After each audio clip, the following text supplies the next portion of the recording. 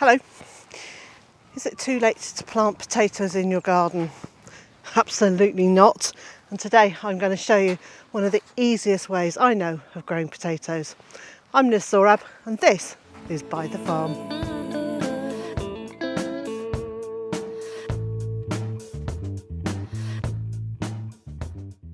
Because in this area of our field I didn't already have a space earmarked for potatoes, Mr J and I this morning carried through some wooden frames which we're repurposing from another area.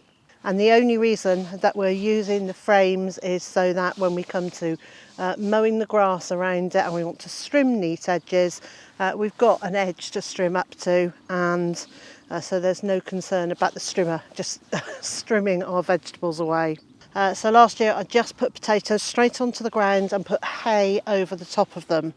The ones that I put duck bedding, so that was hay with duck poop in it, were appreciably better size harvest, larger potatoes, the ground looked better.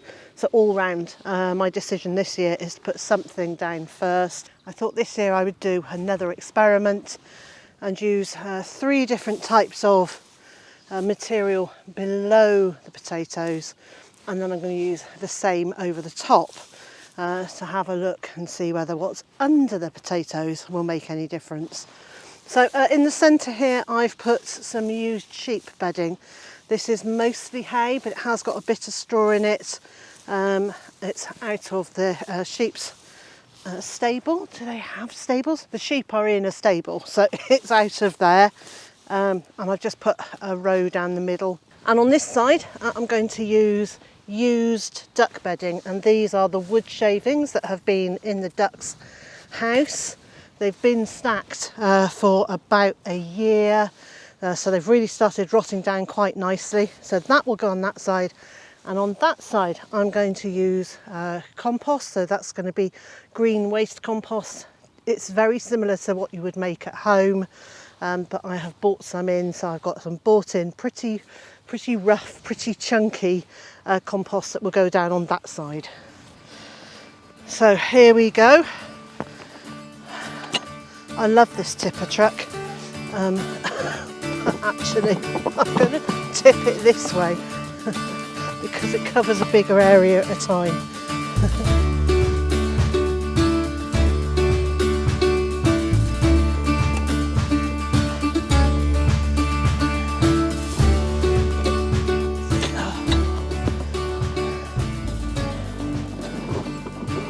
One of the difficulties of working on a hill like this is that everything you bring up here will roll downhill quite happily. So you have to be a bit careful when you bring wheeled vehicles up here to hold on to them. Now I think I might need a second trolley load of that. Let's have a little look. I don't want to put a huge amount in. I just want to kind of put a bit under the potatoes so that there are some additional nutrients under the seed potatoes.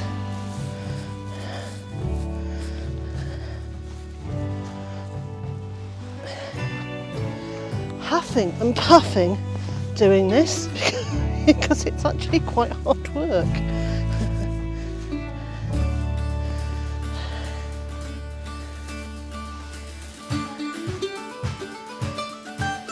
I love doing these kinds of experiments, and I document them as best I can in videos and also in my books.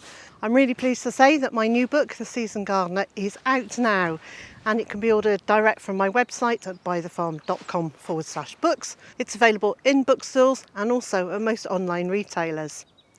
If you want to order it in America, I'm afraid you're going to have to wait a few more weeks while their copies are being shipped there, but they are on their way, and you can pre-order from chelseagreen.com and Amazon and other retail outlets. If you want a signed copy, you need to order it from my website, and I will post those books worldwide.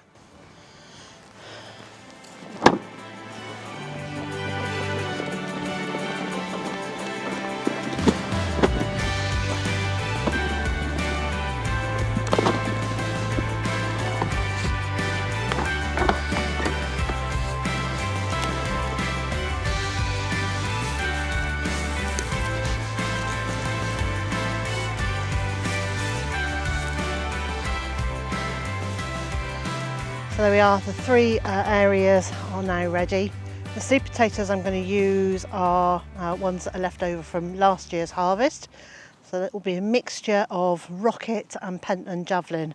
And I'm not going to be terribly fussy about putting in more or less of one or the other variety. I'm just going to put them in, and then in 12 to 17 weeks, I'm only going to say that, I would say 12 weeks, but it will depend on how busy I am at that point in the year. So later in the year we will get the results from these. I'm hoping that they will be an improvement on last year's, and my hope is that each year I will find a better way to grow potatoes. So I'm really happy with growing them underneath hay. But I do want to see if there's something I can do to improve the ground that they're going onto without digging it, without turning it over, and without really it being too much effort.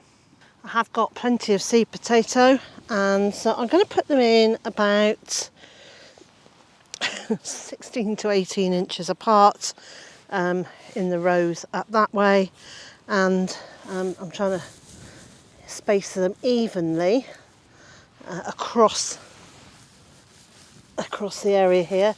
The ones I'm putting into the sheep's bedding, I'm trying to push quite far down so that they've got some contact with the ground.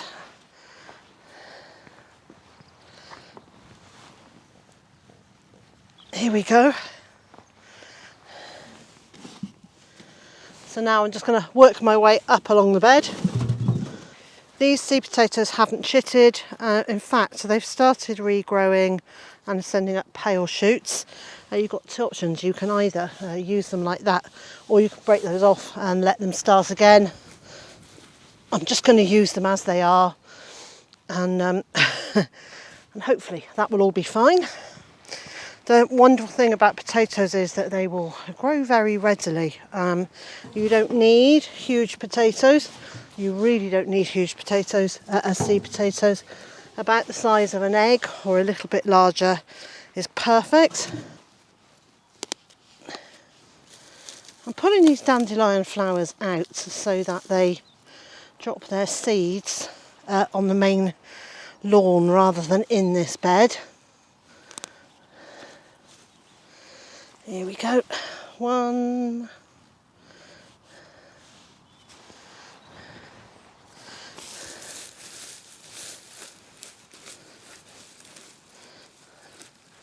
2, 3.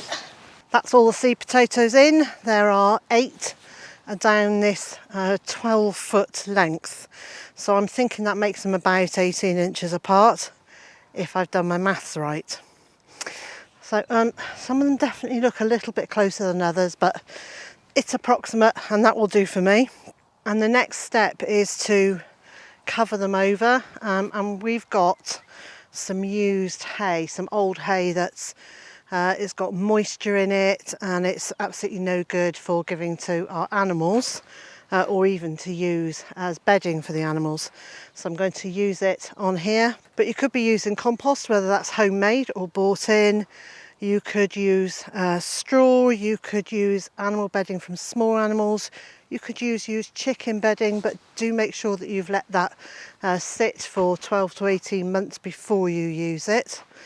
You could use some shredded paper with a bit of compost on top. Whatever you put on, the idea is to exclude the light.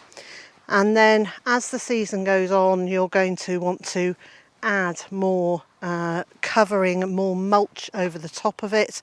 And what you use as a mulch again is up to you, and it's what you have available.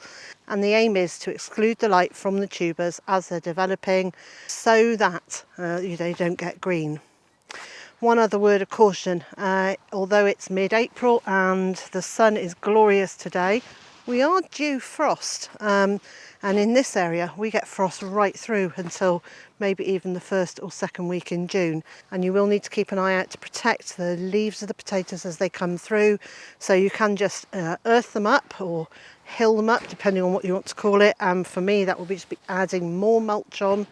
but you can use horticultural fleece, or you could use hessian laid over the top, or even some sheets of newspaper over the top if you've got something to hold them down with without squashing the leaves. Just make sure that you take the covering off the next day to allow them to have maximum light and airflow.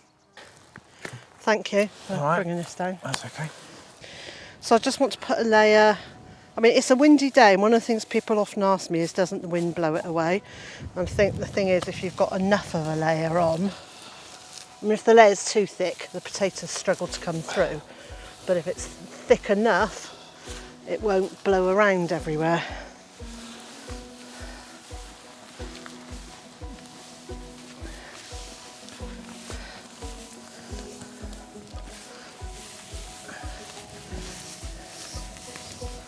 Yeah, this is dusty old hay indeed. It is dusty old hay. Now, there's actually 3 layers, 3 rows, so we kind of need to do it in the middle as well as on the edges.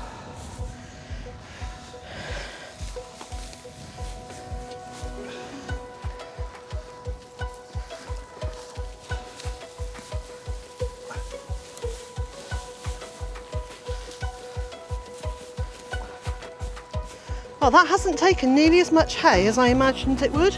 That's about half a bale, isn't it? Yeah. For a 12 by 4 bed.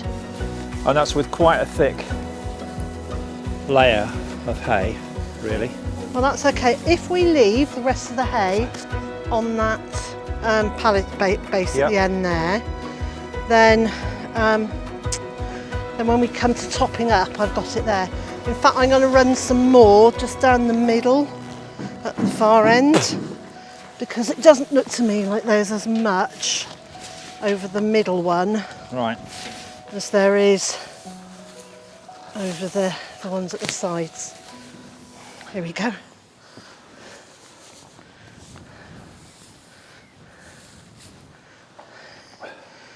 Done. That was pretty easy. In our particular corner of Wales, we get quite a lot of rain, so watering these potatoes is not necessary right now. If we have a spell of 2 or 3 weeks where it's very dry, then I'll water them. The seed potatoes have gone onto damp ground, and they've been covered over with this mulch, which is going to help prevent evaporation and reduce the amount that the soil is going to dry out underneath, which means that those potatoes have now got a cosy, dark, warm and wet place to start growing. If you live in a very dry area, give the ground a good soaking before you put your seed potatoes down, and you might even want to water over the top of the hay. You can see that it is pretty windy and this hay isn't going very far. It's because I'm not putting down a little sprinkling of hay, I'm putting down quite a lot. Now, we've almost got to grass cutting season. In fact, we have cut our grass once. But if you're mowing your lawn, you can add your grass clippings on top of your potatoes. Don't do a really deep 6 to 8 inch layer in one go. That's just going to get anaerobic and yucky.